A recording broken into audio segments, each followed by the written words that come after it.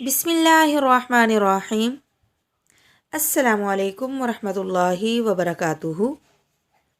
सर्दियों में पैरों की उंगलियों की सूजन और ख़ारिश का इलाज। अगर आपको भी ये प्रॉब्लम है जैसे कि आप देख रहे हैं तो ये टोटका आजमाएं। सर्दियों में बाज़ लोगों को इस तरह पैर की उंगलियां फूलने का आर्ज़ा लाहिक हो जाता है, तो जिस शख्स को ये कैफियत हो वो ये टोटका इख्तियार करे।